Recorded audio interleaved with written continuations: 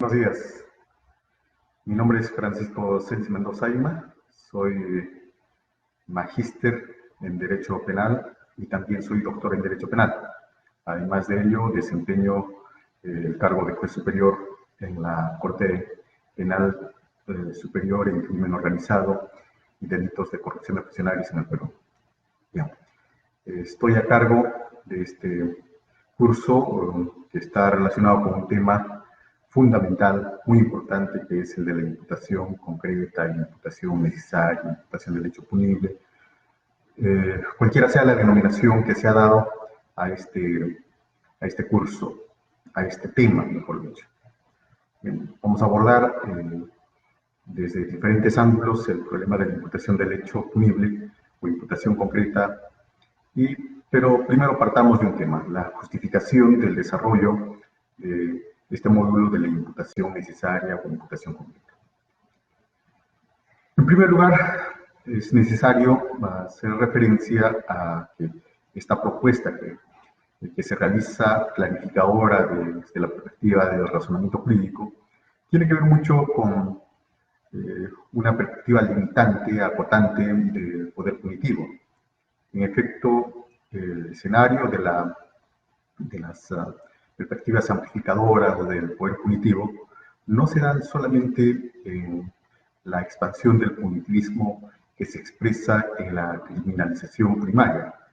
Esto es, en dispositivos legales que incrementan los marcos punitivos o dispositivos legales que incorporan nuevos comportamientos, nuevas fórmulas típicas para ampliar el espectro punitivo, sino se da desde la propia operatividad en un contexto de criminalización secundaria. Esto corresponde a la labor de los fiscales, fundamentalmente porque son los que deben construir la imputación del hecho punible sobre la base de la evidencia, de los datos, de la evidencia que ellos van recogiendo como consecuencia de la investigación. Bien, entonces ese es el contexto. Se requiere fijar límites desde la realidad a esa expansión, a esa pulsión punitiva que se da en el contexto planetario y también en esta región latinoamericana. En ese orden, no cabe duda que la imputación del hecho punible viene a ser una formidable herramienta de acotación, de limitación del poder punitivo. Y pues voy a presentar de una manera muy específica en qué consiste este tema de la imputación concreta o la imputación del hecho punible. En primer lugar, es necesario hacer una ubicación de esta categoría denominada imputación del hecho punible o imputación concreta. De hecho, para muchos de ustedes este término es familiar porque todos los códigos penales en la parte general describen el hecho punible y lógicamente también encontramos regulación normativa que está vinculada con la atribución de ese hecho punible. Ahí no está el problema. Tampoco está el problema desde la perspectiva de considerar a la imputación del hecho punible como parte de la pretensión penal, parte central de la pretensión penal. En definitiva, las lecturas que se realizan desde la perspectiva de la teoría general del derecho, sobre todo sobre la base de Monteiro Roca, nos hace ver que la imputación del hecho punible tendría que ser la causa de pedir pena, el fundamento de hecho y de derecho que permite pedir pena. Ese relato circunstanciado de los hechos que habilita al Ministerio Público a que haga una petición de pena legal, como se entiende. Es decir, desde esa perspectiva no hay mayor problema, ¿cierto? El tema está en la forma como se presenta o cómo se exige esa imputación del hecho punible, que luego lo veremos. Bien. En esa ubicación general de la imputación del hecho punible, una primera aproximación para saber de qué estamos hablando es comprender otros términos con los que se ha comprendido esta categoría de la imputación del hecho punible. En el Perú, particularmente se le conoce como imputación suficiente en virtud de una sentencia casatoria de la Corte Suprema que desarrolla el problema precisamente de la imputación suficiente para habilitar la prosecución del proceso penal. Esa es una propuesta. Pero antes, el Tribunal Constitucional trabajó sobre este mismo tema, pero no con ese nombre de imputación suficiente, sino como imputación necesaria, que es el nombre más conocido nominalmente, es el nombre más difundido en cualquier escenario de la justicia penal. Siempre se habla de la imputación necesaria. Pero un término que creo permite graficar mejor el contenido conceptual de esta categoría es el de imputación concreta, no tomando el término que utiliza el maestro Alberto Binder, porque cuando hacemos referencia a la imputación concreta como tal, aparece la exigencia de referir aquellas proposiciones fácticas que describen el hecho punible y pues la atribución o la imputación de ese hecho punible a una persona. En síntesis, hasta acá, tres temas muy importantes.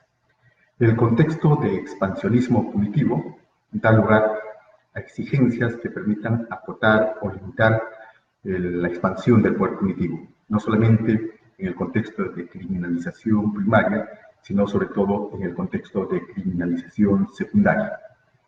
En el contexto de criminalización secundaria es donde encontramos, ¿cierto?, un conjunto de actividades que desarrollan los operadores penales, desde la Fiscalía, los jueces al controlar esa imputación del hecho punible y la defensa con la que se genera un perfecto contradictorio.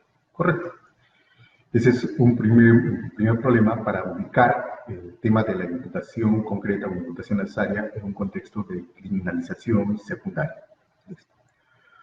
Una segunda conclusión al respecto es que no es una categoría inventada, ¿no?, que recién está surgiendo como tal, sino que se corresponde con conceptos harto conocidos como es la pretensión penal.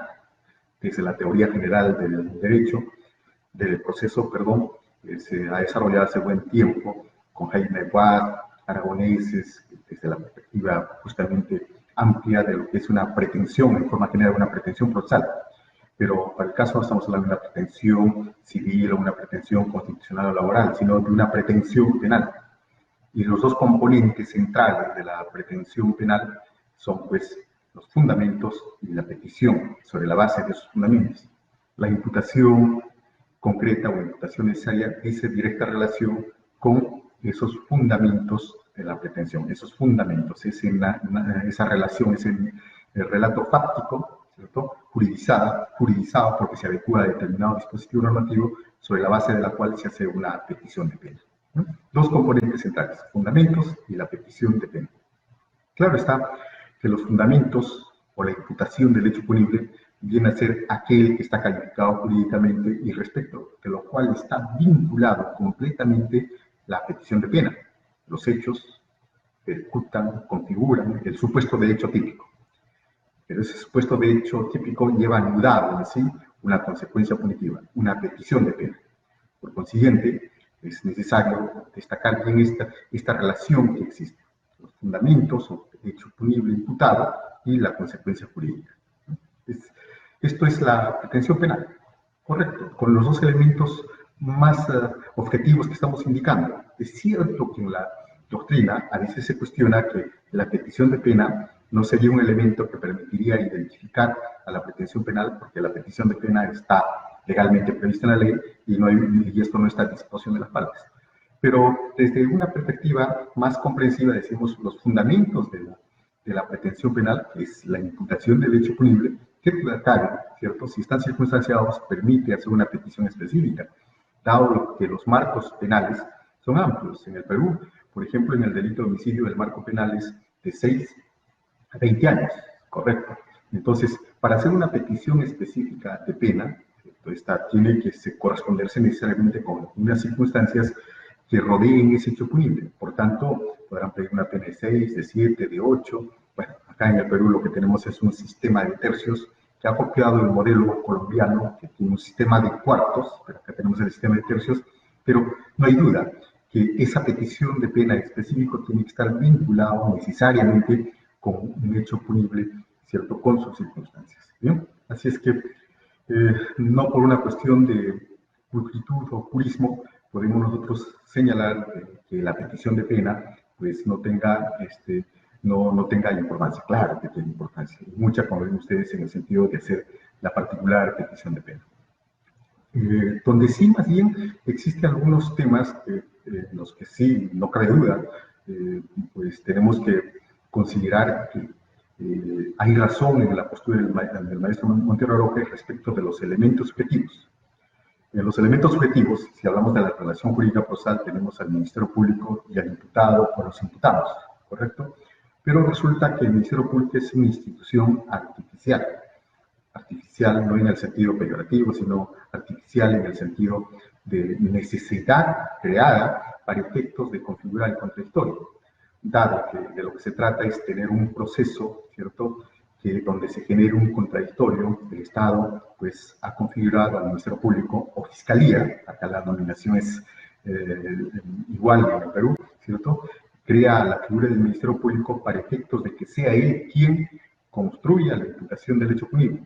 Obviamente, esta imputación del hecho punible está atribuida, imputada a una persona, y la relación procesal supondría primero tener en este plano al Ministerio Público y en el otro, en el lado opuesto, al imputado. El tercero que te lo compone es el Ministerio Público. Pero bueno, ¿qué tiene que ver esto con él? Que lo que va a permitir la identificación de este proceso como tal y no como otro es precisamente la identidad del imputado. El imputado es Juan Pérez, y Juan Pérez con sus características personales, su identidad.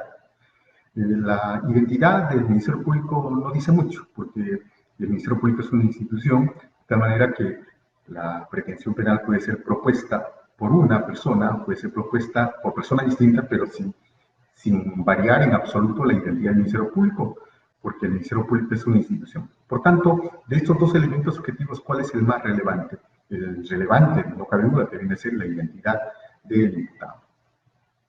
De los componentes, como vemos, tanto de los elementos subjetivos como de los elementos objetivos, no cabe duda que lo más importante viene a ser este elemento subjetivo imputado y el hecho atribuido a ese imputado. De eso se trata. La imputación del hecho punible, por tanto, tiene dos componentes. Uno predominantemente objetivo, que es el hecho punible, y uno predominantemente subjetivo, que es la atribución a una determinada persona. Esos son los dos componentes insoslayables en una imputación del hecho punible. Sin embargo, los cuestionamientos desde una perspectiva de persuasión a la imputación del hecho punible han ido por el lado de, pues, de que en esos fundamentos, de hecho, de la imputación del hecho punible, no necesariamente se describa la proposición fáctica que perfectamente realice cada uno de los elementos del tipo, sino solamente en una suerte de propuesta de información grosso modo. Ese es otro tema que después veremos. Hasta acá creo que es una segunda síntesis que podríamos decir, es que no podemos de ninguna manera nosotros soslayar el problema que la imputación concreta no es una categoría diferente.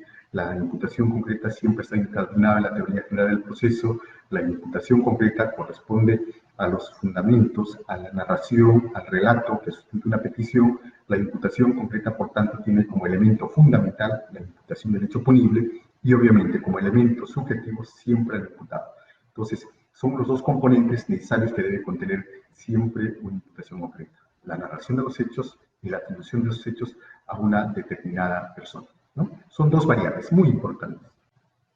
Quizás desde una perspectiva crítica, de forma general todavía, podríamos señalar que el principal problema que encontramos es que muchas veces el Ministerio Público excede en proposiciones fácticas que están vinculadas solamente a los hechos, al hecho punible, pero escasas proposiciones fácticas con las que se pretende atribuir ese hecho punible a una determinada persona. Eso es bastante recurrente, pero después ya regresaremos sobre ese tema, solamente estoy adelantando algunas críticas, ¿no?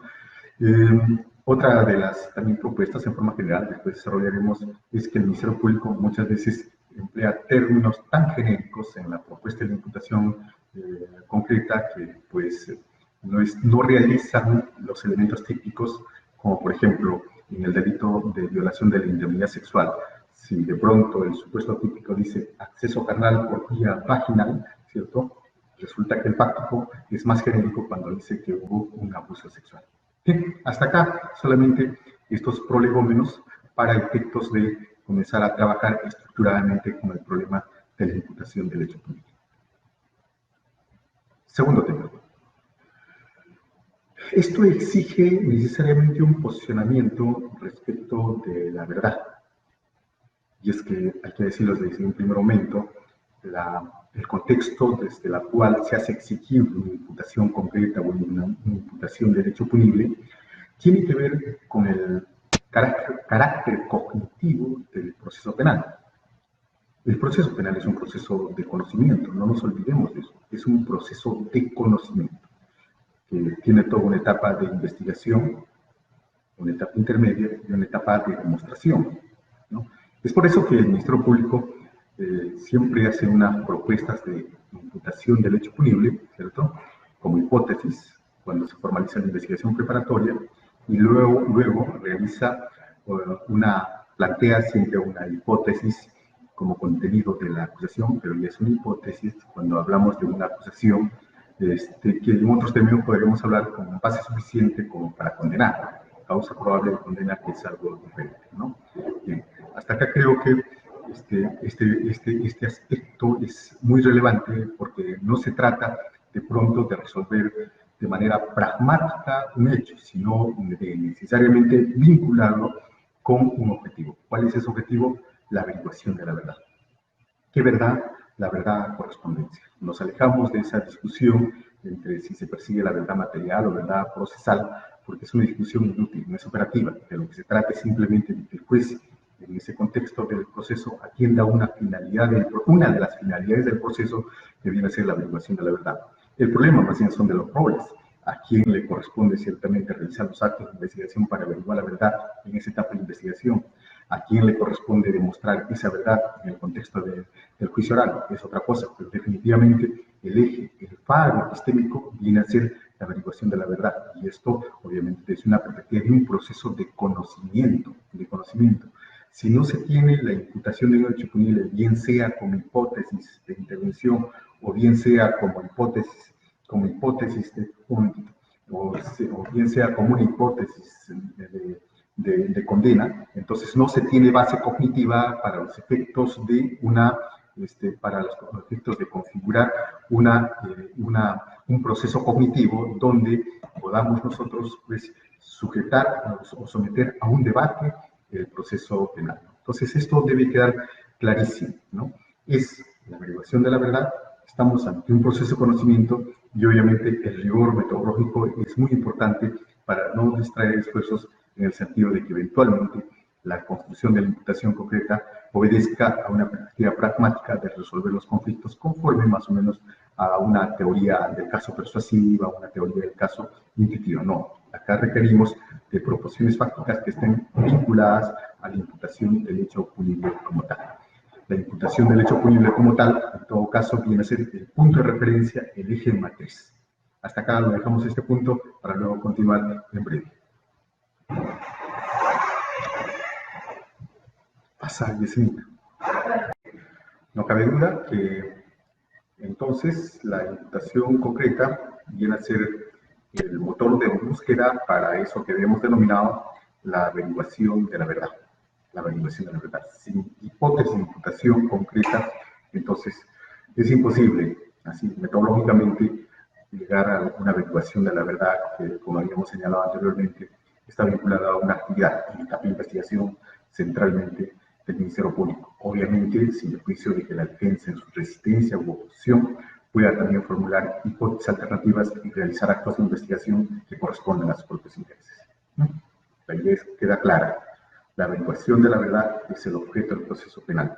Esa es una finalidad central. Hay otras finalidades, claro está, la de acotamiento, la de limitación, la de regir con restricciones en esa averiguación de la verdad, ¿cierto?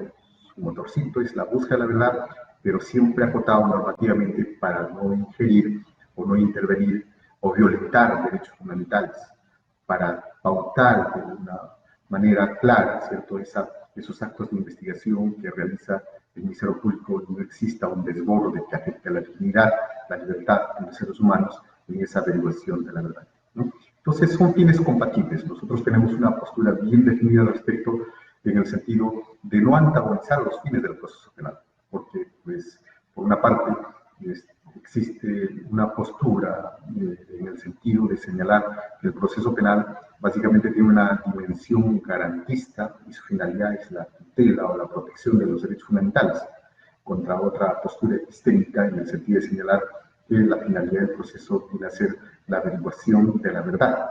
Parecen antagónicos, pero no lo son. Por lo contrario, hay una relación de isomorfa, donde el fin del proceso es la averiguación de la verdad y el fin del proceso es la averiguación de la verdad, pero conforme a esas pautas, ¿cierto? Esas pautas normativas que restringen, que limitan los derechos fundamentales y se complementan perfectamente, porque cualquier averiguación de la verdad que excede esos límites, no cabe duda, es pues contraria a derecho y es información que no puede ser utilizable y que tiene que ser excluida del proceso penal, ¿no? Entonces eso debe quedar claro para no encontrar de pronto propuestas completamente absolutas en el sentido de considerar que la única finalidad sería que el proceso penal es un sistema de garantías nada más. Es un sistema de garantías, ¿cierto? Pero que está en tensión con la actividad propia que le corresponde al proceso de la averiguación de la verdad. No rinde, no se excluye. Por lo contrario, exige, ¿cierto?, soluciones ponderativas cuando existe una fuerte tensión entre esa averiguación de la verdad y las propuestas normativas de limitación, de contención al poder punitivo en ese contexto. Es una perspectiva, como ven ustedes, dialéctica, es una perspectiva que une los dos aspectos fundamentales, la averiguación de la verdad desde la dimensión del ser, pero con los límites normativos que establece el propio Código Procesal Penal. El Código Procesal Penal, cualquiera código de cualquier estado, no es un manual de reglas metodológicas o que correspondan a la metodología de la investigación científica, ni tampoco regula la fase demostrativa de esa averiguación de la verdad, no es así.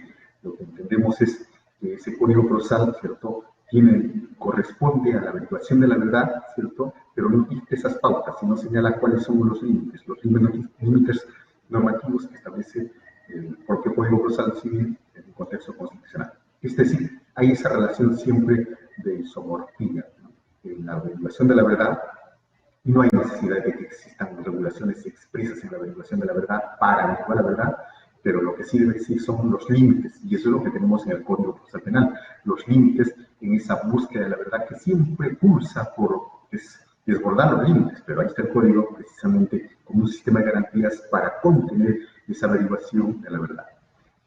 Pero, ¿qué es lo que impulsa a esa averiguación de la verdad y qué es lo que permite la imposición de esos límites? La imputación del hecho punible. Sin imputación del hecho punible no encontramos, ¿cierto?, la posibilidad de limitar algo que sea inapresible.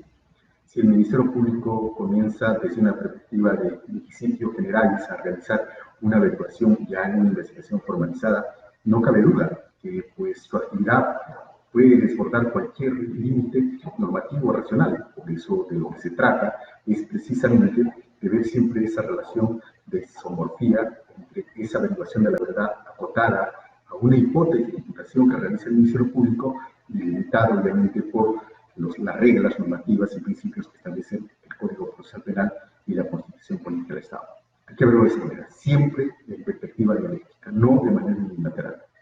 Lo que pasa es que desde las concepciones garantistas se ha llegado a sostener que el proceso penal es un sistema de garantías. Sí, es cierto, ¿no? También suscribimos esa postura de que es un sistema de garantías. Pero es un sistema de garantías ¿de qué? Tiene que ser un sistema de garantías de algo. No existe un sistema de garantías por sistema de garantías nada más, sino que es un sistema de garantías que duda cabe está vinculado a un determinado riesgo. ¿Cuál es ese riesgo que tiene que ser garantizado por el proceso? Es pues la averiguación de la verdad. La averiguación de la verdad, esa intensa actividad práctica que se desarrolla, no debe desbordar, ¿cierto?, determinados límites impuestos por el propio Código Procesal Penal. Entonces, no hay duda que estamos ante un sistema de garantías en la forma como hemos indicado, que así se debe comprender esta situación. Bien, entonces, el motor de búsqueda de la verdad, habíamos señalado que es la imputación del hecho punible. la imputación del hecho punible. ¿Bien? Avancemos un poco más, ahora sí, con la estructura básica de la imputación. Por lo menos desde una perspectiva metodológica, toda imputación tiene dos variables. Por un lado está el hecho punible y por el otro lado está la atribución de ese hecho punible. Esto debe quedar bien fijado. Tenemos el hecho punible y la atribución del hecho punible.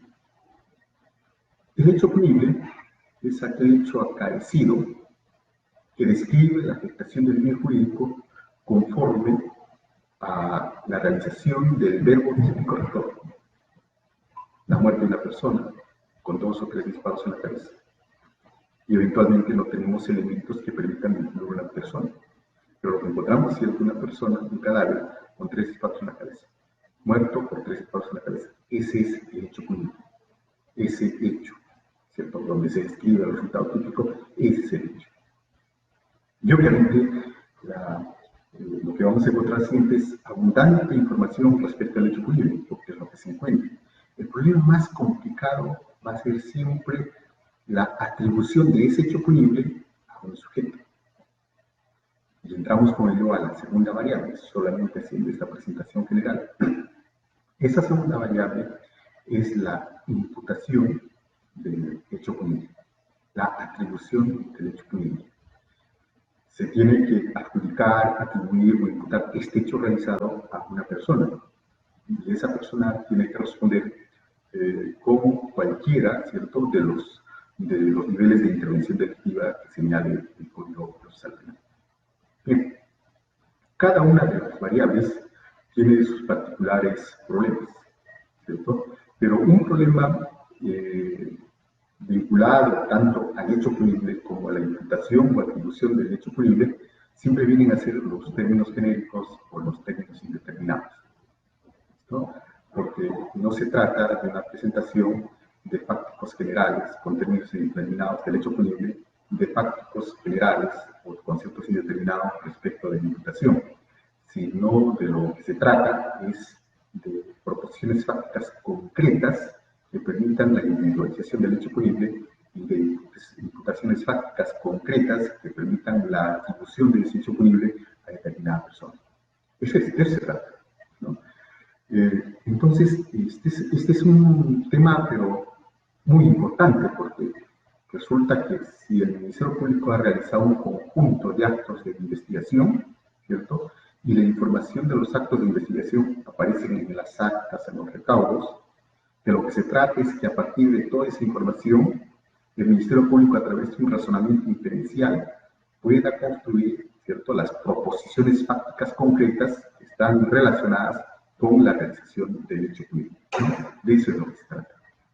Y también del conjunto de actos de investigación, ¿cierto?, el Ministerio Público puede haber obtenido información que permita imputar ese hecho punible a determinada persona. Pero son proposiciones siempre concretas. No son generalidades, sino son proposiciones fácticas concretas, específicas, ¿no? La configuración de esas dos variables nos llevará, pues, a señalar con precisión que estamos ante la imputación de un hecho punible de manera concreta, como el enfoque se entiende cuando se trata de la formalización de investigación preparatoria, ¿no? Por contra, lo que vamos a encontrar con una práctica un poco generalizada, así es que estas proposiciones fácticas sean muy genéricas, y que muchas veces, en lugar de la construcción de proposiciones fácticas concretas que realicen lo fundamental, el verbo típico rector y la atribución específica respecto del nivel de intervención delictiva, sea presentada de una manera muy difusa, muy genérica, o solamente de las circunstancias, pero no del hecho imputado. Hagamos un pequeño ensayo con el ejemplo siguiente que voy a proponer, que tiene tremendo poder explicativo para que de pronto nosotros podamos ver la necesidad de la imputación concreta en la construcción de un proceso. El siguiente relato, atentos a ello, y ustedes conforme a la calificación jurídica que corresponda al ordenamiento jurídico de su corte podrán señalar si corresponde o no corresponde. Se trata de un profesor de 36 años que ingresa a un hotel o un hostal con su alumna de 12 años, ¿no? En el Perú, la indemnidad sexual es tutelada para las menores de 14 años. En el caso se trata de una menor de 12 años. El dependiente registra al profesor, no exige mayor explicación al profesor, les da una habitación y aproxima eso de a las 6 de la tarde, se ingresa a esa habitación, y aproximadamente a eso de las 12 de la noche escucha, percibe el llanto de la menor. Alarmado el dependiente, la persona que está atendiendo ese hostal, llama inmediatamente a la policía, dando cuenta que ingresó una persona mayor de edad, junto con una menorcita de 12 años, y que la niña lloraba y son las 12 de la noche, presumiendo el dependiente que se trataba de una violación de la intimidad sexual. Y para no comprometerse, obviamente llama a la policía. La policía, alertada de esta aparente noticia criminal, da cuenta al Ministerio Público. El Ministerio Público, con la policía, interviene en la habitación del hostal al día siguiente a las 6 de la mañana. Inmediatamente el Ministerio Público, después de haber encontrado al profesor en la habitación juntamente con la menor, durmiendo ambos, ¿cierto? Dispone que se realicen dos actos urgentes de investigación. Una, el examen de indemnidad sexual, y otra, un examen biológico con los fluidos que se encontraban en la vagina de la menor. En efecto, el examen de indemnidad sexual arroja defloración reciente y el examen biológico arroja pues, que se encontraba el líquido prostático dentro de la vagina de la menor. ¿Correcto? Eso es lo que se tiene. Bien, entonces, si en este momento yo les formulo una pregunta a ustedes, ¿cómo califica este delito? Es una pregunta capciosa, por cierto. Pues casi en la generalidad de las veces que formulo esta pregunta, muchos se apuran en decir, por lo menos como corresponde a la calificación jurídica en el Perú, de decir que se trata de una violación de la indemnidad sexual prevista en el artículo 173 del Código Penal del Perú. Seguramente debe tener en cada código penal de los países de la región tienen una regulación similar, ¿no? Bueno, sí, pues, pero luego viene la pregunta a Jorge Harvey, es decir, ¿y dónde está la imputación? ¿Cuál es la imputación? Porque si ustedes se percatan en narrado el hecho antecedente, el ingreso del profesor con su alumna de 12 años a las 6 de la tarde, 18 horas, ¿cierto? El registro en el cuaderno, en el libro de acceso al hostal, ¿cierto? U hotel, el llanto de la menor a eso de las 12 de la noche, por la referencia testimonial del dependiente del hostal, el ingreso de la policía al día siguiente a las 6 de la mañana conjuntamente con la fiscalía, la realización de dos actos de investigación, estoy refiriendo al examen de indemnidad sexual y al examen biológico, que determina que es floración reciente y que determina que se encontró el líquido prostático en el interior de la vagina. Pero el problema que se presenta al respecto es, ¿y dónde está la imputación? Porque nuestro dispositivo legal aquí en el Perú dice quien tenga acceso carnal por vía vaginal, anal o bucal u otra forma análoga, así dice nuestro dispositivo. De tal manera que este dispositivo típico es lo que determina que se construya ese modelo del tipo penal y pues podemos construir varios tipos penales al respecto. Quien tenga acceso carnal por vía vaginal, ¿no? Vía anal y bucal, ¿cierto? Es lo que dice. Entonces, quedémonos solamente con el primer supuesto. Quien tenga acceso carnal por vía vaginal con una menor de 14 años. ¿Qué vamos a subsumir? Porque si ustedes hacen un esfuerzo de memoria, en ningún momento he hecho referencia a que el profesor accedió carnalmente por vía vaginal con la menor, ¿no? No he hecho referencia. Lo que he referido son los hechos antecedentes, concomitantes y posteriores. Pero en ningún momento he hecho referencia a que el profesor accedió carnalmente por vía vaginal con la menor. ¿Se percatan? ¿Y dónde está la imputación? ¿Dónde está ese verbo típico nuclear central? No lo encontramos. No lo encontramos.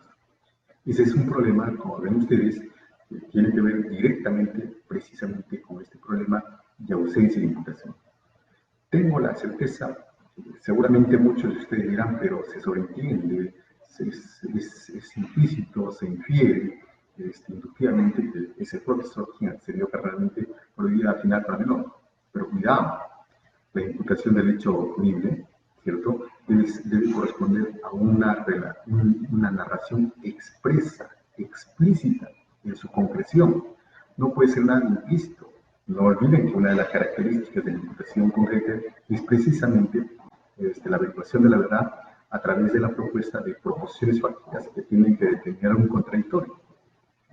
Entonces, estamos viendo, pues, en el caso lo que tenemos solamente son implicitudes sobre la base de hechos, pero lo fundamental, el núcleo de esa imputación no existe.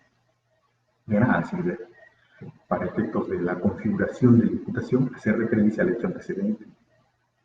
Ingresar a un hotel con una menor, por lo menos no es un ilícito penal. Que una menor llore a las 12 de la noche no es un ilícito penal. Que el Ministerio Público y la policía intervengan al día siguiente en la habitación, es un ilícito. Que se realice el examen médico son resultados. Lo que nosotros queremos es la descripción de qué habría pasado. Yo les pregunto a todos ustedes, ¿será posible construir ese verbo típico sobre la base de esos elementos? Claro que sí. Esos elementos, esa información, esos elementos de juicio que se produjeron con razón de la investigación, ciertamente nos permite construir la imputación del hecho punible. Por tanto, habrá necesidad de presentar una proposición fáctica donde se diga, se afirme, que el profesor accedió carnalmente por vía vaginal con la menor de 12 años, ¿verdad? Entonces, desde esa perspectiva aparece pues cómo podemos tener dos concepciones, una solamente persuasiva, implícita, y otra más bien de exteriorización de la hipótesis a través de proposiciones fácticas que permitan su vínculo, su subsunción o encaje en el supuesto tipo. Si no, solamente tenemos implicitudes. Pero podemos seguir con esta suerte de presentación de la imputación del hecho punible y que de pronto pueda parecer que existe imputación cuando en realidad lo que encontramos circunstancias y vamos a la presentación de otro hecho para que vean ustedes cómo así se presenta este problemático, este problema de la imputación del hecho punible. Por la avenida Los Mares, en intersección con la calle Laguna, una patrulla policial interviene a dos sujetos a bordo de un vehículo por la actitud sospechosa con la que se desplazaban, luces apagadas y sin plata. Al hacer una revisión del vehículo, en su interior se encuentran artefactos eléctricos con señas de haber sido arrancados, ¿cierto? Se encuentra computadoras, se encuentra artefactos electrodomésticos, pero dentro también se encuentra una cizalla, pasamontañas y guantes quirúrgicos. Y quien conduce el vehículo tenía también un pasamontañas, suerte máscara propio de acá del Perú, pasamontañas. Y el sujeto de atrás también tenía otro pasamontañas. Por esta actitud y por las circunstancias bastante sospechosas, los efectivos policiales de esta patrulla conducen a estas personas y al vehículo y los bienes, ¿cierto?, con evidencia de haber sido eventualmente sustraídas de algún lugar, hasta la delegación policial más cercana. Cuando iban a la delegación policial más cercana, encuentran a dos personas, unos esposos que estaban dando cuenta de que habían sido objeto de la sustracción de sus bienes mientras dormían. Se realiza la inspección policial y en efecto encuentran que la puerta de su casa había sido deserrajada. Y en efecto encuentran pues estropicios en los enchufes donde estarían conectados los artefactos. Los esposos presentan luego la documentación, las facturas que correspondían a la adquisición de esos bienes, las boletas de venta que correspondían a la adquisición de esos bienes. Bien. Entonces, estos son los hechos. Y el Ministerio Público los presenta así y los califica como delito de hurto agravado. Es decir, haber ingresado el hurto en nuestra legislación penal peruana supone la sustracción, ¿cierto?, y apoderamiento de bienes muebles sin el ejercicio de violencia. Cuando se ejercita violencia estamos mencionando la figura de robo. Pero si no hay violencia, si hay sustracción y apoderamiento de bienes muebles, estamos hablando del delito de hurto. Bueno, la pregunta que les hago, ¿cómo califica este hecho? Así en la forma como he presentado. Y esto, la determinación de cómo califica este hecho va a ser, pero muy, muy importante, ¿no? Siempre las respuestas a veces son apresuradas y dicen, esto es pues hurto agravado, primero porque se realizó con el concurso de 2 personas, segundo porque se realizó utilizando cizallas, instrumentos para romper las cerraduras, tercero se realizó en casa habitada, es decir, incluso describen las circunstancias agravantes del hecho, ¿no? Pero el problema viene a ser, ¿y dónde está la imputación del hecho penal? ¿Dónde aparece de toda la narración que he descrito, que son puros hechos posteriores,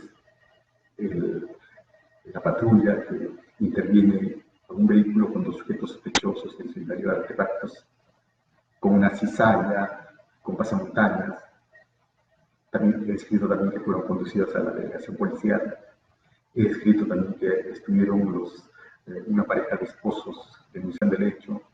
He descrito también que se realizó una inspección judicial de donde se evidencia el deserraje de la chapa, pero no he descrito la sustracción.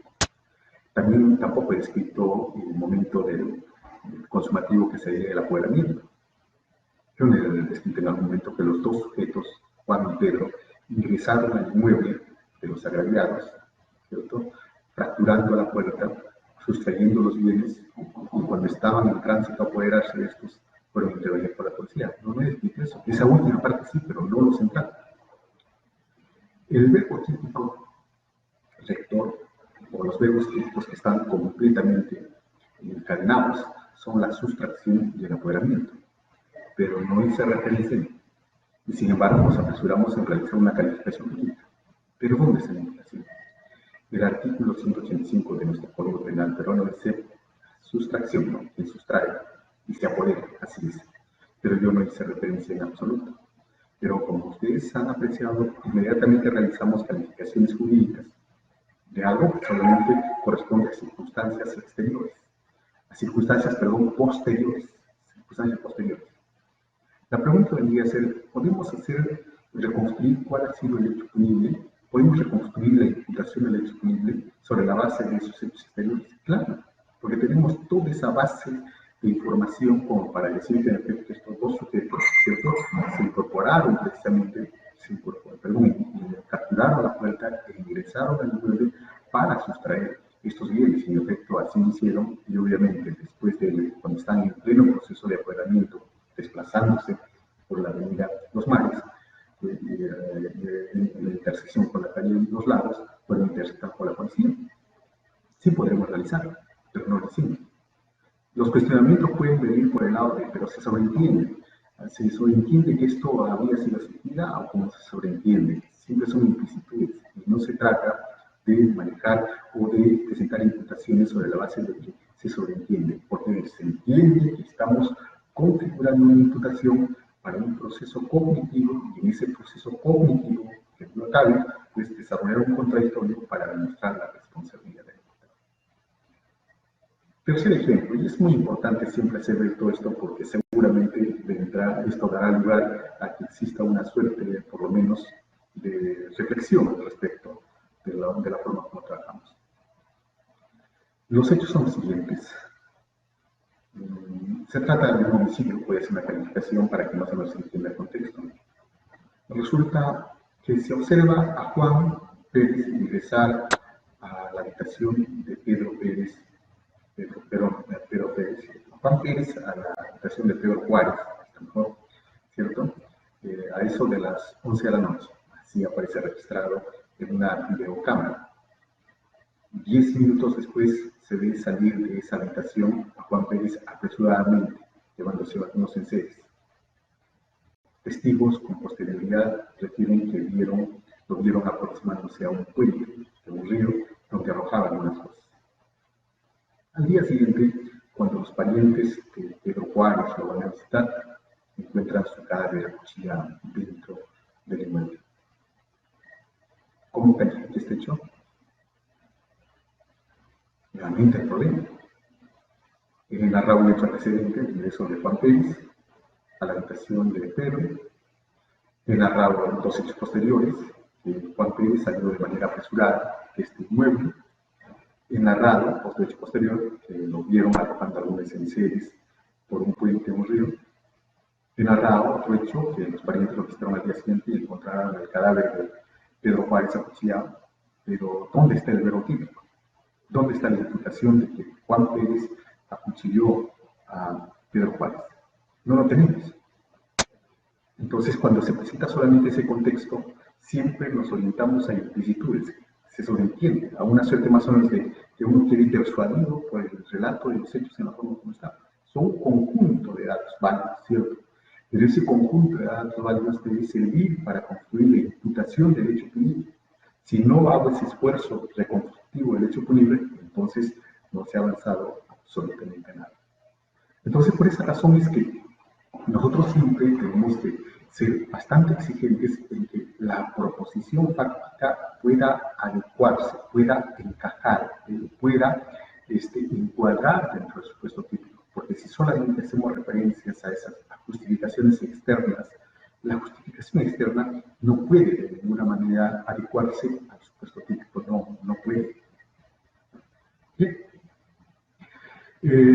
Pero también se recurre a veces a alegorías, ¿no? Es decir, una suerte de incomprensión de la justificación interna que supone precisamente adecuar el hecho en el supuesto de hecho, las proporciones fácticas en el supuesto de hecho normativo. Algunos recurren a términos coloquiales, pero que no permitan esa adecuación. Un caso real, el Ministerio Público narra el siguiente hecho. Esto se da en una zona andina donde el tío de la menor, ¿cierto? Concurre hasta la cabaña donde se encontraba la menorcita de 12 años, quien realizaba el pastoreo del ganado ovino. ¿Qué es lo que pasa? Pues lo que pasa es que el tío ingresa, le baja el calzoncito a la menor y da rienda suelta a sus bajos instintos. Así se presentan los hechos.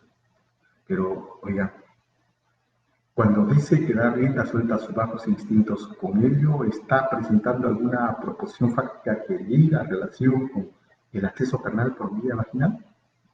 Dar rienda suelta a sus bajos instintos es una frase coloquial, probablemente de algún diario popular, algún periódico popular, donde pueda presentar como impacto esa noticia. Puede estar así, pero no es una proposición técnica, porque la proposición técnica tiene que estar directamente vinculada con el modelo del tipo. El tipo penal dice que tenga acceso carnal por vía vaginal con una menor de 14 años.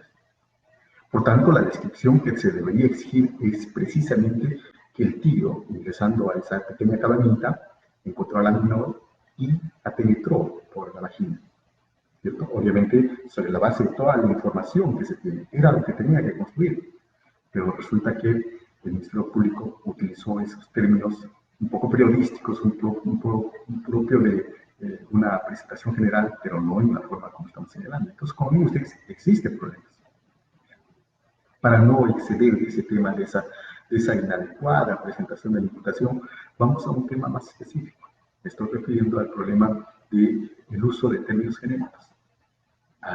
Y acá ya con alguna pretensión de cuestionar la necesidad de la imputación concreta, algunos han creído encontrar en el problema de la descripción de ese hecho típico del acceso por vía vaginal, cubrirlo todo con el término de abuso sexual o agresión sexual. Entonces dicen, en el caso del profesor o en el caso del tío, dicen que el tío ingresó y abusó sexualmente de la menor.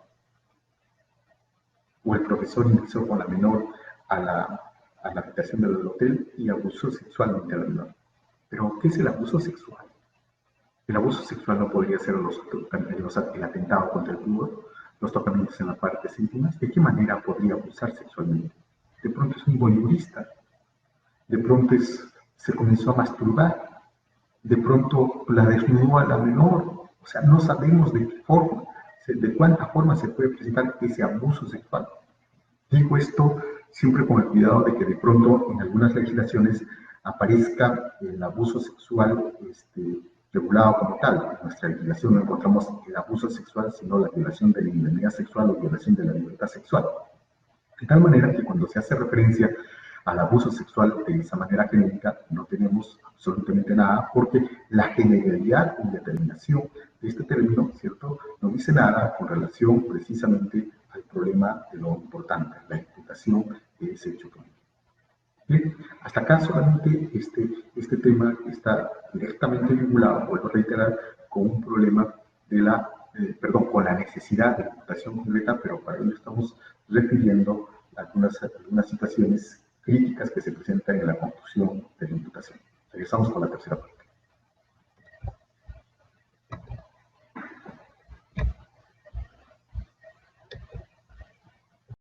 Les había indicado que las proposiciones fácticas del hecho punible y las proposiciones fácticas de la atribución del hecho punible presentaban particulares problemas, por lo menos con relación a las proposiciones fácticas del hecho punible. Habíamos señalado que es una práctica indebida, una mala práctica, la presentación de los hechos siempre de manera genérica, con términos coloquiales, pero que no dicen relación con las exigencias normativas del tipo, o con simplemente afirmar su implicitud y no describir el verbo típico.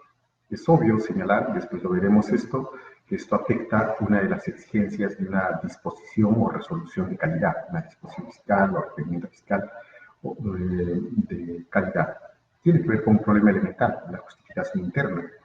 Si no se presentan unas proposiciones fácticas que se puedan subsumirse en ese supuesto de hecho, no vamos a encontrar ese silogismo, no se puede realizar ese control de logicidad, la justificación interna. Después ya veremos más ampliamente este problema. Pero también lo que habíamos indicado es que pretenden superar muchas veces este problema de la construcción de la imputación concreta con términos generales, conceptos indeterminados. Esa es otra de las formas como se presenta. Y a la par de esto también se presentan problemas cuando se trata del concurso de delitos, cuando de pronto no se expresa en una proposición independiente un concurso ideal presentando la proposición fáctica que corresponda a un resultado de donde se desprenda la afectación de otro bien jurídico, por lo menos dos o más bienes jurídicos, ¿cierto?, para hablar de un concurso ideal. Lo que pasa es que se presenta en una suerte de presentación, un solo párrafo, y pues solamente se le califica como un concurso ideal, pero sin precisar cuál es el otro hecho o otro resultado que le estamos atribuyendo a una sola acción. Ese es un problema. Lo mismo en el concurso real, ¿no? La presentación, el problema de la imputación concreta está directamente relacionado precisamente con los concursos. Es decir, si hablamos de un concurso real, es evidente que encontramos de los dos hechos diferentes y a cada uno de ellos se le exige configuración expresa, ¿no? Y si hablamos de un concurso ideal, ¿cierto?, el comportamiento, pero los distintos resultados que permitan afirmar ello, ¿no? Ese es un problema. No nos olvidemos que la imputación concreta está directamente relacionada con las exigencias de la imputación en la forma como hemos señalado. Adelante. Bien, nos estábamos refiriendo a cómo la imputación concreta tiene que corresponderse con la naturaleza del tipo penal. Es decir, podemos encontrar delitos de comisión instantánea, como el homicidio, y en ese sentido, esas características tienen que corresponder al hecho concreto en la forma como estamos indicando, siempre realizando el verbo típico. Un delito permanente, como el delito de secuestro, también tiene que suponer la descripción de hechos que suponga precisamente la permanencia de la privación de libertad de una determinada persona, ¿cierto? Un delito proceso, como el de colusión o el delito de lavado de activos, en ese mismo orden, tiene que ser incardinado en el contexto, bien sea de la contratación estatal o en el contexto de todo el circuito económico. Entonces, estos contextos típicos tienen que ser descritos en el tipo para luego, sobre su base, recién precisar cuál es ese verbo típico rector que va a determinar precisamente la concreción del hecho que se le imputa, ¿no? Entonces, las proposiciones fácticas dicen relación siempre con las exigencias del tipo penal. La imputación del hecho punible va a corresponder a esas características. Esto es muy necesario precisarlo, porque muchas veces desde un excesivo formalismo se pretende hacer, ¿cierto?, presentar proposiciones fácticas que no se corresponden con la naturaleza del delito. Véase, por ejemplo, en el caso de colusión, ¿cierto?, donde, pues, como el proceso de contratación estatal tiene diferentes fases, ¿cierto?, el legislador ha querido señalar algunos de esos actos en cualquiera de las fases como delictivo, ¿cierto? En el delito de lavado de activos, ese proceso precisamente también corresponde a un circuito económico, y es por eso que tiene que ser precisada la situación donde se pueda circunscribir. Hay delitos obviamente muy elementales, como por ejemplo un delito de comisión, un delito de comisión instantánea que va a requerir la presentación de una proposición fáctica que describa solo el hecho y no hay mayor problema, ¿no? Entonces, este es un tema, como reitero, está directamente relacionado con las exigencias que aparecen en el propio dispositivo típico. Las exigencias hacen que las proposiciones fácticas tienen que estar descritas como tal. Ahora bien, formalmente se pueden construir las proposiciones fácticas en función de los elementos del tipo, pero hay una proposición fáctica que es generalmente no construida, no propuesta por el Ministerio Público, que hace que alguno de los constructos más importantes de la dogmática penal pase simplemente como una suerte de afirmación dogmática y nada más. Nos estamos refiriendo a la afectación o a la lesión del bien jurídico, porque pueden darse de supuestos en los que, no obstante que se realizan formalmente los elementos del tipo, sin embargo, no se ha afectado el bien jurídico, o por lo menos no se le ha afectado significativamente. Nos vamos a poner en un caso de secuestro. Una señorita acude a las clases de doctorado de una determinada universidad y resulta que al llegar a las instalaciones de la universidad paga al conductor del taxi con un billete de nominación bastante alta, 200 soles, 202 soles en nuestro medio. Y el taxista obviamente solamente pretende cobrar la suma de 10 nuevos soles. Entonces, en este supuesto vemos, el taxista no tiene para darle el vuelto y se desplaza unos 100 metros donde queda un grifo de combustible para poder hacer el cambio y devolver y dar el cambio a la señorita. Bueno, no cabe duda que en el desplazamiento de esos 100 metros, ¿cierto?, contra la voluntad de la propia agraviada, se ha afectado la libertad. Pero la pregunta vendría a ser si se ha afectado la libertad de manera significativa.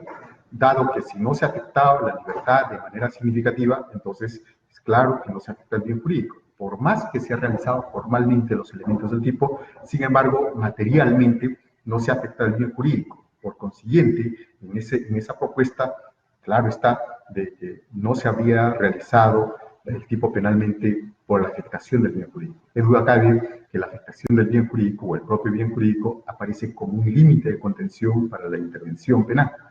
Pero lo que vamos a encontrar con frecuencia es precisamente una ausencia de estas proposiciones fácticas que describan la afectación del bien jurídico.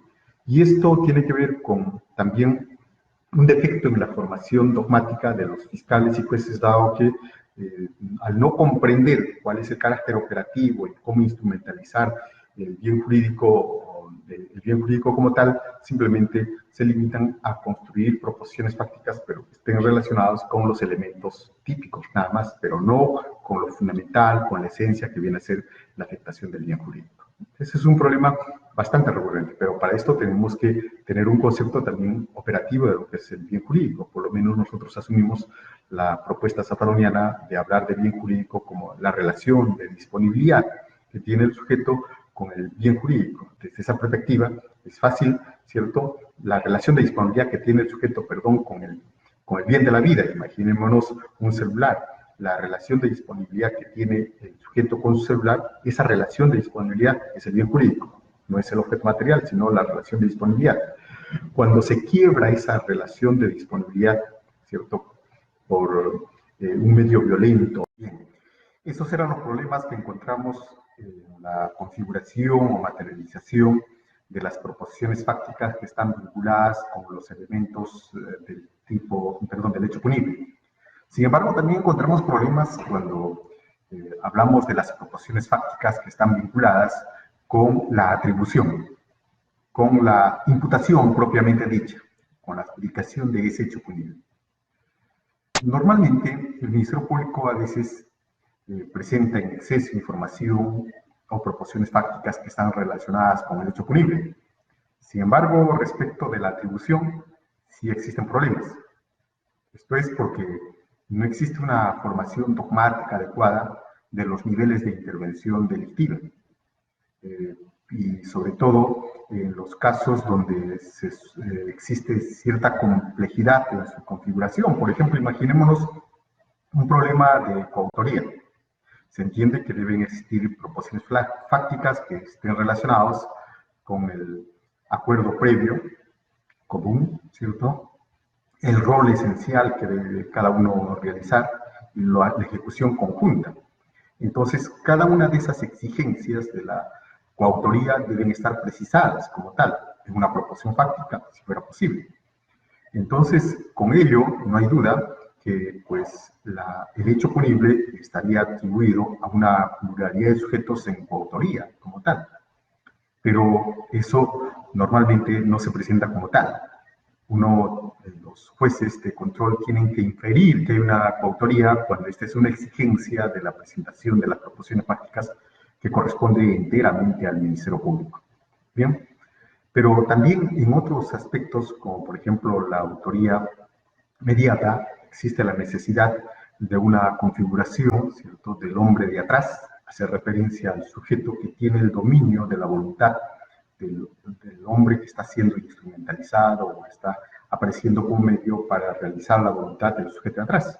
Y eso es elemental, se puede construir como tal la proposición fáctica viendo cómo quien tiene el dominio sobre la voluntad realizadora del sujeto que va a obrar como instrumento, que es el inimputable, en la concepción clásica de la autoría mediata, pero tampoco encontramos esa construcción. Imagínense ustedes en los supuestos más complejos de la autoría mediata sobre el dominio sobre los aparatos organizados de poder, y el tema es más complejo. Entonces, la atribución o imputación de la realización de ese hecho punible tiene que estar, pues, construido conforme a las exigencias normativas en nuestro código, nuestro ordenamiento penal, que aparece previsto en el artículo 23, ¿no? Entonces, así tiene que estar construido. Si se habla de una autoría directa como tal, entonces se tiene que señalar cómo así este sujeto tiene el gobierno de su acción, cómo así este sujeto tiene la dirección del hecho punible. Existe, a propósito, un tema muy debatido y donde por lo menos existe algunas resistencias con relación a la atribución en los delitos contra la administración pública.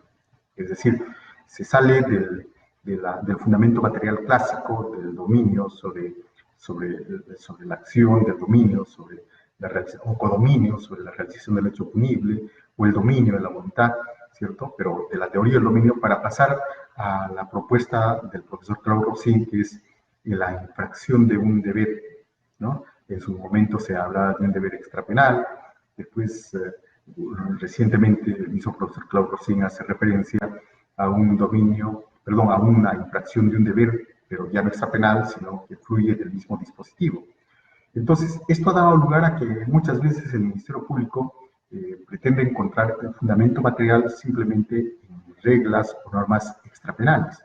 Y ese es un problema, porque muchas veces las personas que tienen el dominio sobre toda la organización estatal, ¿cierto?, no necesariamente sus competencias están claramente establecidas en las normas, sino son personal o funcionarios, servidores públicos de menor escala, quienes están vinculados directamente con el bien jurídico. Y es de esa manera que selectivamente quienes van a responder son generalmente funcionarios de nivel medio o servidores públicos de nivel inferior.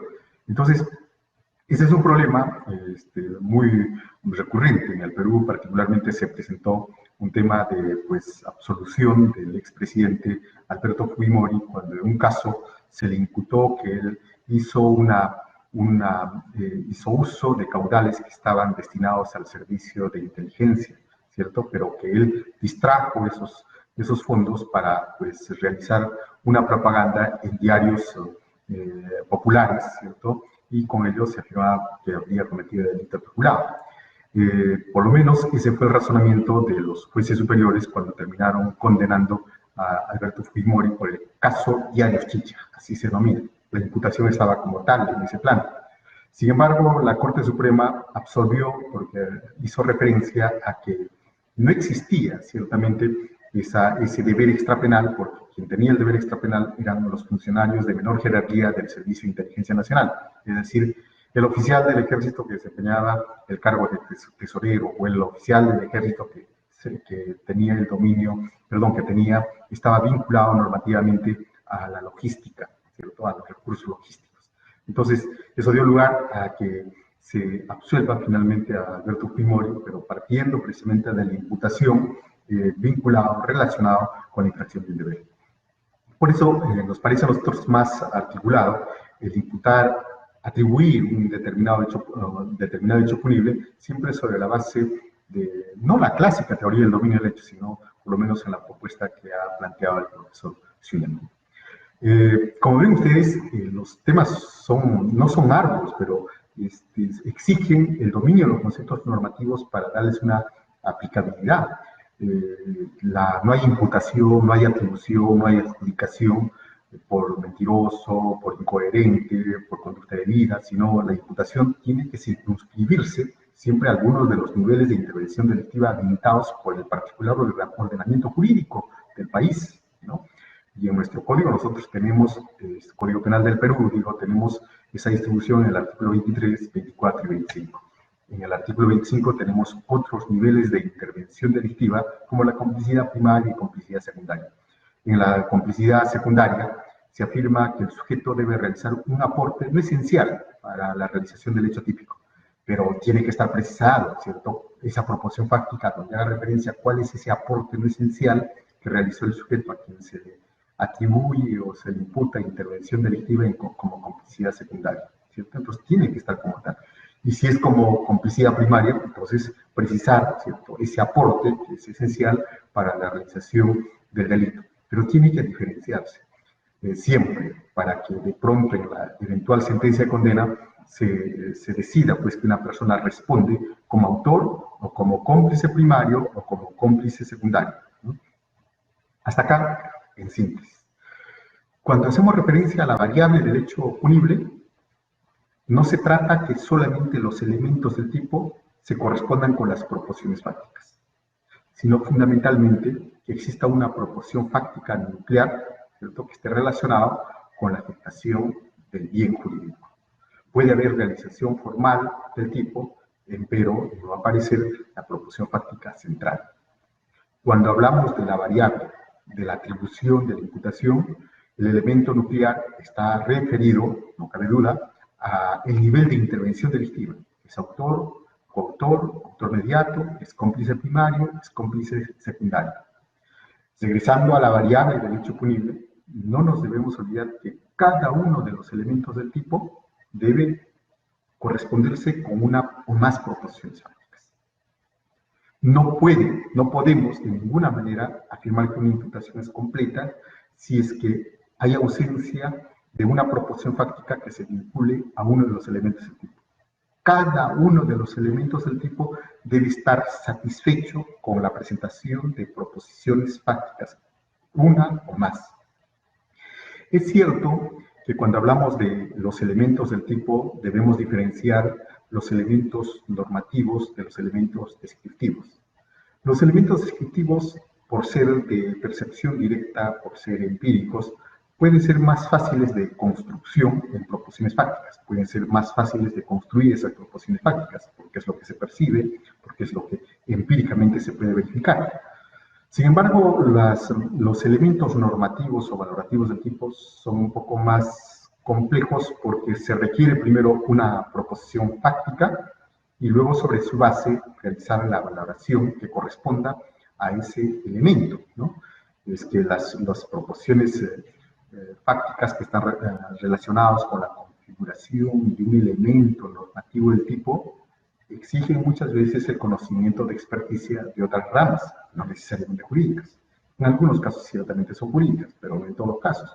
Pongámonos a pensar en el supuesto del daño psíquico, del daño cognitivo, ¿no? En nuestro Código Procesal Penal nosotros tenemos un elemento actualmente que está causando, y seguramente en los países de la región, bastante problema, el contexto de violencia. A propósito del feminicidio, a propósito de las lesiones, las agresiones contra la mujer y los integrantes del grupo familiar, ¿cierto? Lo que encontramos es que debe describirse una situación típica que corresponde al contexto de violencia. Eso tiene que estar plasmado, ¿cierto? Pero el contexto de violencia como elemento normativo exige por lo menos 4 requisitos, ¿no? La verticalidad, ¿cierto?, del patriarca o del sujeto activo que ejerce precisamente una verticalidad patriarcal, y eso tiene que estar descrito en proposición fáctica. Luego, cómo ese sujeto activo con ese estereotipo patriarcal somete, destruye la voluntad de las personas que están sometidas, en este caso la mujer o cualquier integrante del grupo familiar. Esta verticalidad hace que someta a estas personas conforme a los estándares, conforme a los estereotipos de género. La mujer plancha, la mujer cocina, la mujer lava, la mujer yace carnalmente con el patriarca cuando éste lo requiera. Entonces el sujeto, ¿cierto?, en esa relación vertical somete conforme a los estereotipos del patriarcado, ¿cierto?, para anular la voluntad de la persona. Pero no solamente esto, sino se tiene que dar una suerte de ciclicidad, es decir, esa verticalidad y esa sumisión es un proceso cíclico donde incluso se da lo que los psicólogos han señalado, una trampa psicológica en el sentido de que se ejerce violencia fuerte y se ejerce ternura como compensación. Violencia y ternura, violencia y ternura. Esto en nuestro país se conoce con un dicho de más te quiero, más te pego, más te quiero. Entonces, esa ciclicidad es parte precisamente de esa situación típica del contexto de violencia que tiene que estar presentado como tal. Y finalmente, la progresividad, porque esto puede comenzar con un ejercicio de contexto violento, pero esto va increciendo, que puede venir incluso hasta el feminicidio. Bueno, en todo este contexto lo que vamos a tener luego también es un problema de vulnerabilidad. La mujer o los integrantes del grupo familiar son vulnerables frente a ese patriarca. Y cuando la agresión, cuando la lesión se produce en ese contexto, entonces está realizándose el tipo penal de lesiones previstas en el artículo 122, numeral B. Pero lo que he puesto de ejemplo este tema del contexto de violencia para ver que la violencia no es solamente descriptiva, ¿cierto?, y que de pronto puede inferirse como consecuencia de un resultado lesivo, sino que la violencia se corresponde necesariamente con la configuración de todos esos componentes que hemos realizado, ¿no? Y esos componentes en esa forma exigen obviamente una apreciación valorativa de un determinado contexto, ¿no?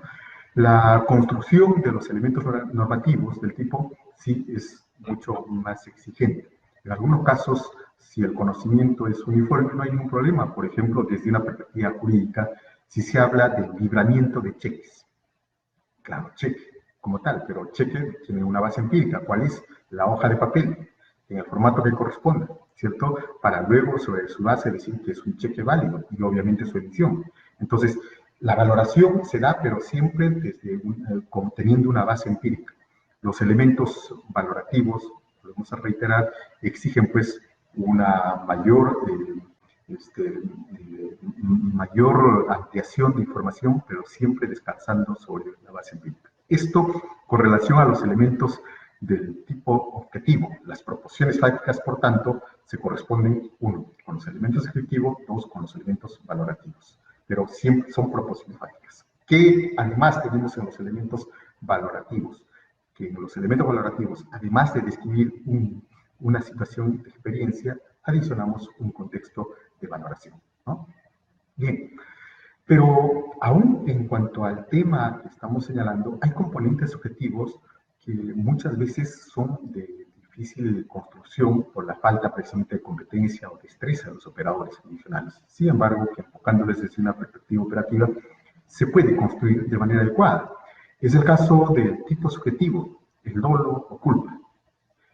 El dolo, que no viene a ser sino la voluntad guiada por el conocimiento de los elementos del tipo, exige su construcción como tal, la proposición fáctica. Pero acá viene el problema. La construcción de la proposición fáctica del dolo, ¿cierto? Podemos atender a ello a una descripción directa de una evidencia directa de que este sujeto obró como tal. Es obvio que no podemos ver lo que pasa en la cabeza del sujeto cuando realiza el hecho, pero no cabe duda que podemos hacer una inferencia inductiva a partir de los datos exteriores. Si una persona utiliza una hacha filosa para cortar la cabeza a otra persona, ¿cierto? Nosotros inferimos inductivamente que normalmente cuando una persona golpea con una filosa hacha al cuello, lo hace con ánimos mecánicos, con intención de matar. Entonces, cualquier otra respuesta en el sentido de que lo quería afeitar o quería hacerle asustar, no se corresponde porque obviamente es un arma de riesgo y la forma certera con la que golpeó le cercenó la cabeza y por tanto podemos afirmar que esta persona pues, quiso matar a esta persona y de hecho lo mató. Por tanto, no es exacta la afirmación de algunos doctrinarios en el sentido de que la proposición fáctica que está vinculada al tipo subjetivo tenga que ser inferida. Sí, inferida, pero la inferencia que supone una afirmación, ¿cierto? Esa afirmación es que este sujeto obró dolosamente. Lo mismo pasa con los elementos subjetivos distintos del dolo. Estamos hablando de los elementos de tendencia interna trascendente o de tendencia interna intensificada. Esto no es un agregado además, sino que esos elementos subjetivos deben corresponderse necesariamente con las proposiciones fácticas, ¿no? Si no tenemos esas proposiciones fácticas, ¿cierto?, que pues realicen ese componente subjetivo, imagínense, un homicidio simple puede venir de un homicidio calificado. Si mato para ocultar otro delito, ¿cierto?, el dolo se agota en el querer matar, pero hay un elemento trascendente que debe ser para ocultar un delito, de tal manera que esto se va a configurar, precisar con una proposición fáctica que diga que se mató, pero para ocultar un delito, y esa proposición fáctica debe estar como tal en la descripción típica. Si no, califica homicidio simple. Califica homicidio simple, ¿no? Entonces, así como estamos señalando, las proposiciones fácticas deben realizar cada uno de los elementos del tipo, así configurado. Y es que este problema de la imputación del hecho punible, lamentablemente, no ha sido tan desarrollado porque o nos hemos quedado simplemente en el estudio dogmático de la teoría del delito o de la teoría del tipo, ¿cierto? Y nos hemos alejado, distanciado al hablar de la acusación o de la pretensión penal, pero no hemos articulado precisamente la conjunción entre la parte material y la parte procesal. De lo que se trata precisamente es de esa conclusión, de ver cómo cada uno de los elementos del supuesto de hecho se ve realizado. Pero no solamente afirmarlo, sino obviamente encajarlo, ver cómo de estos datos fácticos, de estos hechos realizados, ¿cierto?, seleccionar aquellas características fácticas que se corresponden con la realización de los elementos científicos. Hay que tener mucho cuidado con este aspecto, porque muchas veces, con toda seguridad, lo que se hace es simplemente reproducir los hechos históricos con todas las características, incluso con datos irrelevantes, y luego solamente se le da la etiqueta jurídica. Eso no es imputación. El caso del profesor que ingresa a un hotel con una menor de 13 años, la niña llora en la noche, que al día siguiente interviene la policía y se encuentra que la menor está deflorada. Son hechos, no hay duda, pero ninguno realiza los elementos del tipo. Entonces, hay que tener mucho cuidado siempre, lo nuclear, por lo menos dos cosas importantes respecto al hecho punible. Primero, que encontremos una proposición fáctica que describa el verbo típico rector, y en segundo lugar, ¿cierto?, la afectación del bien jurídico como tal, ¿no? Un cuestionamiento que se ha realizado al problema de la imputación del hecho punible es que los jueces son muy muy detallistas, que algunos jueces se exceden al exigir estas proporciones fácticas. Tengan la certeza que no es así, porque miren lo que estamos indicando, es la realización solamente de los elementos del tipo. Obviamente en un contexto de tiempo y lugar. Eso es clarísimo. Si queremos individualizar un determinado hecho como tal, tenemos que referir el tiempo y el lugar donde se realizó. Y esto por los efectos jurígenos que suponen precisamente procesales, por cierto, la fecha de realización del hecho y el tiempo. La fecha de realización del hecho tiene que ver obviamente con problemas de prescripción. La fecha o el lugar de los hechos tiene que ver con problemas de competencia. Y esto tiene una suerte de individualización del hecho punible imputado, es determinante para individualizar este hecho. Así que en todos los casos debemos encontrar el tiempo y el lugar. Claro está que este tema del tiempo y el lugar se corresponde obviamente también con la naturaleza del delito. No nos olvidemos eso, porque a veces lo que encontramos nosotros es que los jueces hacen una exigencia demasiado exquisita de tiempo y lugar específico. Pongámonos a pensar en una niña que ha sido ultrajada sexualmente y la menorcita después de 3 meses da cuenta de lo que ha acaecido y se practica el examen de indemnidad y en efecto se encuentra dañada la vaginita de la menor. Pero la menor no puede dar cuenta del día exacto, la hora exacta. Esas son exigencias muy formales. Es suficiente que se tenga un contexto temporal como para que esa proporción fáctica sea presentada. Probablemente la menorcita tampoco no haga referencia específica del lugar, obviamente por el problema de la memoria, pero será suficiente un contexto del lugar. El tema es la atribución, en ese escenario más próximo de tiempo y lugar. En algunos casos, si se puede, tiempo y lugar como corresponde, pero si no, en lo más próximo de la fecha como se habría realizado el hecho, ¿no? Entonces, así las cosas, el contexto de tiempo y lugar va a ser muy importante.